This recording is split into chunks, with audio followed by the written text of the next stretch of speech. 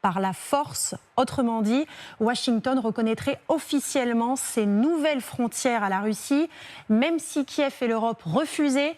L'approbation de la première économie mondiale contribuerait à consolider les acquis de l'invasion illégale de Poutine. Alors, quel territoire exactement ? Eh bien, les voici, du nord au sud, les régions de Louhansk et Donetsk qui constituent le Donbass, puis celles de Zaporijia et de Kherson. Concrètement, dans ce plan, Donetsk et Louhansk seraient donc reconnus comme de facto russes et le russe deviendrait la seule et unique langue officielle. Or, vous le voyez, Louhansk est déjà à 100% aux mains de la Russie, mais l'Ukraine contrôle encore 20% de la région de Donetsk qu'elle se bat tous les jours pour conserver. Eh bien, elle devrait y renoncer. Les forces ukrainiennes devraient reculer.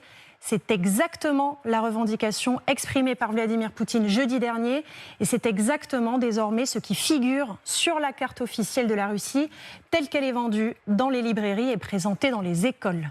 Et on estime au passage que s'il restait sur place, plus de 200 000 civils basculeraient sous contrôle russe. En revanche, plus au sud, dans les deux régions de Zaporijia et de Kherson, que les Russes contrôlent aux 3/4, là le plan serait différent. La ligne de front serait gelée et deviendrait donc de facto une frontière avec d'un côté une partie russe et de l'autre côté une partie ukrainienne. Enfin, en ce qui concerne la Crimée, elle serait reconnue comme russe elle aussi. Mais l'Ukraine est-elle prête à accepter cela ? Eh bien, dans les faits, non. Dans les paroles, Volodymyr Zelensky reste beaucoup plus évasif. Pas question de braquer les États-Unis. Écoutez, c'était tout à l'heure lors de sa visite à Paris. Emmanuel Macron, lui aussi, s'est montré prudent. Це процес, він ще не закінчився.